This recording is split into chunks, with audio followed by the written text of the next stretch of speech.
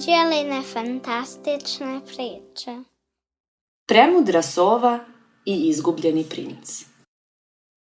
Najlepši na svih 11 brda, nego šta? Ko je najlepši? Princ Žak. Čija kosa je najsvilenija? Kosa princa Žaka. Čije lice je najljupkije?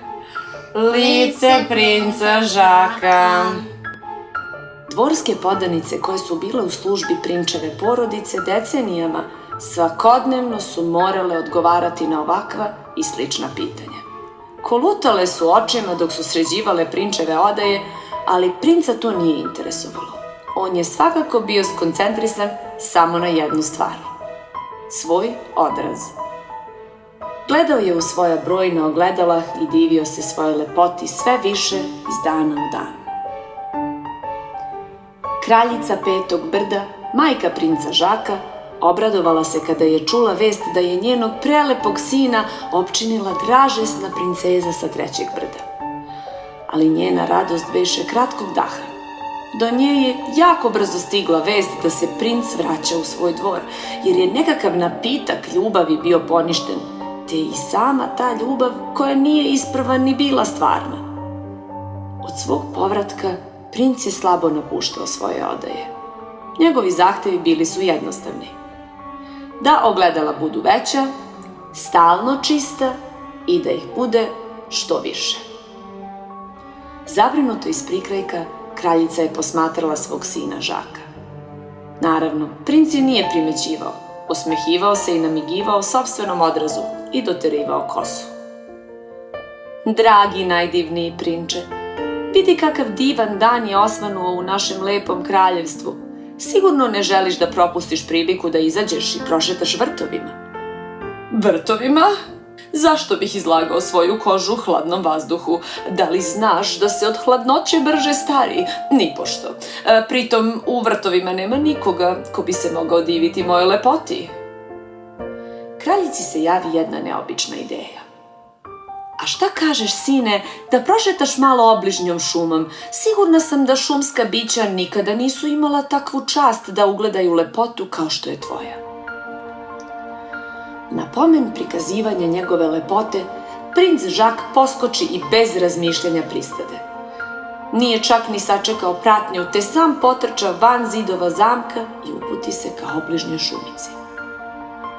Gledajte ptice, gledajte vile, vilenjaci, trolovi, životinje, divite se. Ne viđa se ovo baš svakog dana.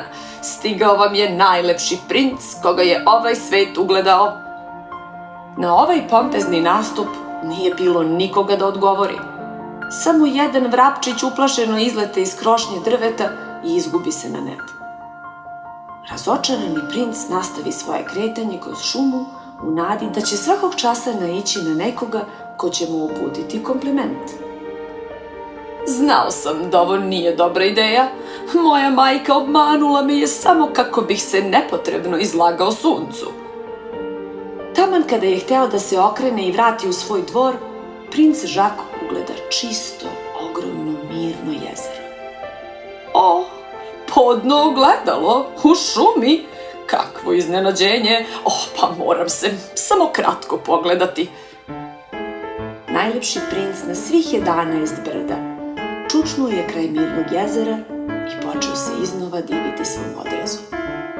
Kristalno mirno jezero bilo je savršeno ogledalo za princa. Dok sa obližnje grane na njega ne pade jedan jedini list. Voda se uskomeša i pokvari prinčev odraz. Ne! Šta mi se desilo? U pomoć! Moja lepota nestala je! Mama! Mislim da sam se razboleo! Zašto mi je lice ovako krivo? Mama! U panici princ poče trčati kroz šumu koliko su ga noge nosile. Izbezumljen trčao je po proplancima, livadama, ne znajući kako da se vrati kući.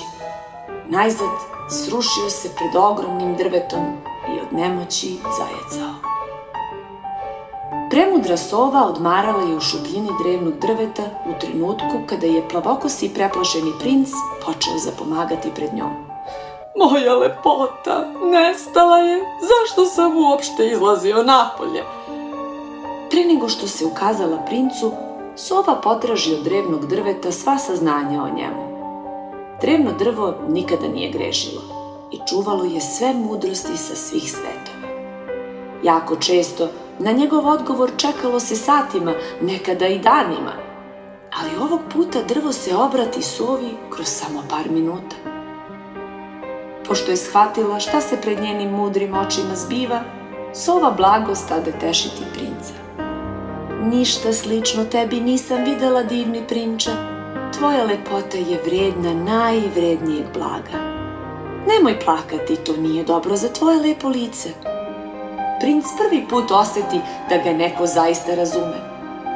Da li je to zaista tako, sovo? Nisam se izmenio. Baš sam se uplašio. Princ zbunjeno počeo pipavati svoje lice, kao da je proveravao da li je sve na svome mestu. Sova povede princa nazad do njegovog zamka, gde ih je na vratima čekala kraljica, prebledela od tuge i brige.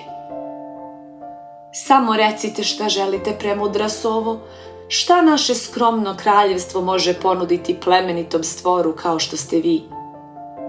Sova se zagleda svojim dubokim očima u kraljicu i reče: ja služim mudrosti i znanju. Najveća nagrada za mene je da pomognem nekome u nevolji. Drevno drvo pokazalo mi je da je na vašeg sina Žaka bačena kletva kada je bio sasvim mali. Kraljica se sledi na pomen kletve i priseti se olujne noći kada je Žak bio tek rođena beba. Na vratima zamka pojavio se veštac koji je tražio skrovište za sebe i svoga konja dok se oluja ne smiri. Ali kako je kralj bio zabrinut da veštac može nauditi njegovoj kraljici i bebi, oštro je odbio ovaj zahtev.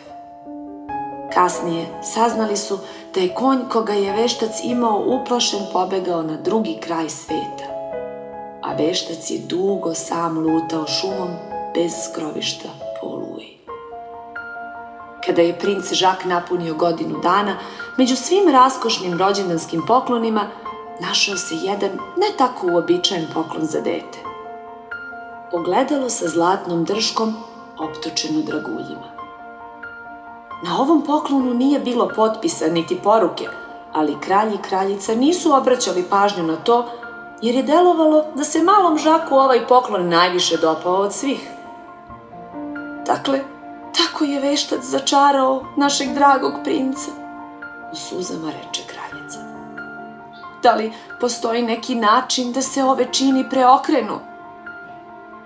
Premudra sova nakrivi svoju mudru glavu i reče: možda slučajno poznajem dva najmoćnija čarobnjaka na svetu. Sigurna sam da će oni naći način. Kao i uvek. Lajkujte i bacite sub!